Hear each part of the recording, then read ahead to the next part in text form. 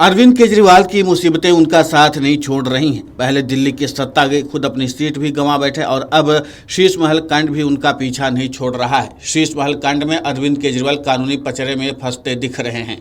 उनके खिलाफ जांच बैठ गई है। जी हां, सीवीसी यानी केंद्रीय सतर्कता आयोग ने सीएम रहते अरविंद केजरीवाल के आवास 6 फ्लैग स्टाफ बंगले के रिनोवेशन यानी कि नवीनीकरण में कितना खर्च किया, इसके जांच का आदेश दे दिया है। आदेश 13 फरवरी को जारी किया गया। केंद्रीय लोक निर्माण विभाग ने इस पर रिपोर्ट पेश की थी। अब सवाल है कि आखिर किसकी वजह से अरविंद केजरीवाल की धुकधुकी बढ़ी, आखिर इसकी पटकथा कब लिखी गई।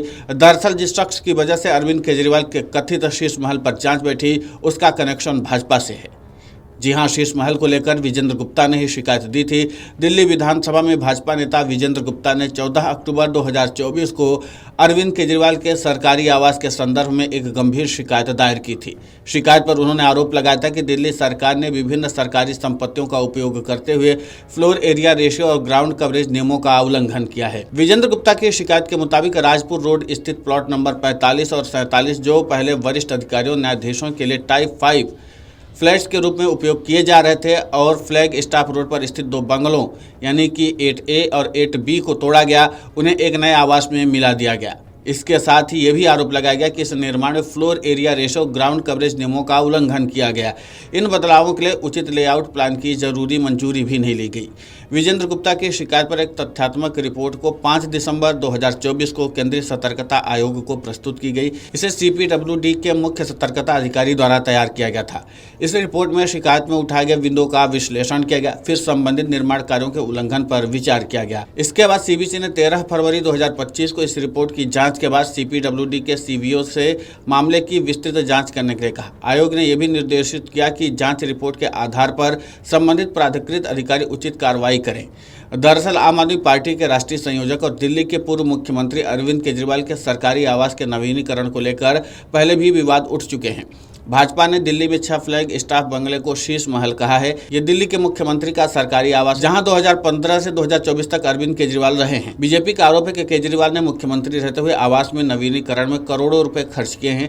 दिल्ली विधानसभा चुनाव के दौरान भी भाजपा और कांग्रेस ने इस मुद्दे को गंभीरता से उठाया था। कहते हैं कि अरविंद केजरीवाल की हार की कई वजहों में से शीश महल भी एक मुद्दा था। CPWD को जांच करने की क्या इस आलीशान महल, जिसे शीश महल कहा जा रहा है, उस भवन निर्माण के नियमों की अनदेखी की गई क्या? इस बंगले का नवीनीकरण 40,000 वर्ग गज यानी करीब 8 एकड़ में किया गया है और आरोप है कि इसके निर्माण के दौरान कई नियमों की अवहेलना की गई। ये जांच खासतौर पर इस बात को लेकर की जाएगी कि क्या फ्लैग स्टाफ बंगले के नवीनीकरण के लिए निर्धारित भवन निर्माण नियमों को तोड़ा गया था ताकि आलीशान महल बनाया जा सके। इस दौरान इस बात की भी जांच की जाएगी कि क्या सार्वजनिक धन का सही तरीके से उपयोग हुआ है और क्या इस निर्माण में कोई वित्तीय अनियमितताएं पाई गई हैं। CVC की जांच से अरविंद केजरीवाल और उनकी पार्टी के लिए कानूनी संकट और बढ़ सकता है। अब ये देखना दिलचस्प होगा कि CVC की जांच में क्या निष्कर्ष सामने आता और इस मामले में आगे क्या कार्रवाई होती है। लेकिन इतना तो तय है कि विजेंद्र गुप्ता की उसी एक शिकायत की बदौलत अरविंद केजरीवाल की मुश्किलें बढ़ती चली जा रही हैं। जाहिर सी बात है कि इसमें CVC अगर जांच करेगा तो कुछ न कुछ उसको सबूत मिलेंगे, अगर तो फिर उसके बाद अरविंद केजरीवाल के ऊपर एक्शन हो सकता है।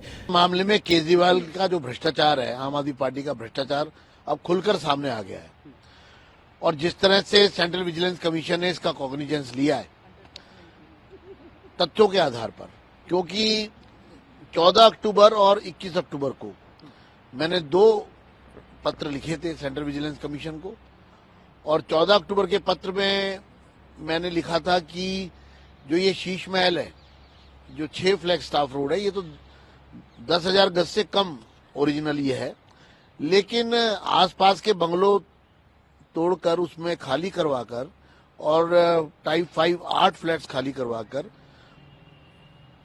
शीश महल से उसको अमलगमेट कर दिया गया, उसमें मिला दिए गए और ये 50,000 गज के करीब चला गया।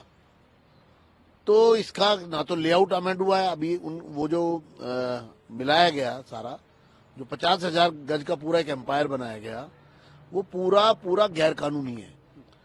जो भवन बनाए गए वहां पर वो भी गैर कानूनी है। दूसरी 21 अक्टूबर को जो पत्र लिखा उसमें मैंने लिखा था कि किस तरह से करोड़ों रुपए के ऐशो आराम के महंगे जो लग्जूरियस आइटम्स खरीदे गए हैं और वो भी किसी नियम कानून के तहत नहीं, और वो कहां से आए और दूसरा जो सरकार ने खरीदे वो और उसके अलावा भी जो वहां पर थे वो कहां से आए।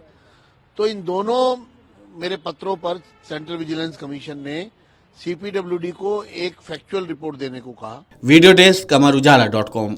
अमर उजाला जीवांजलि के सारथी की मदद लें और महाकुंभ में स्नान जरूर करें।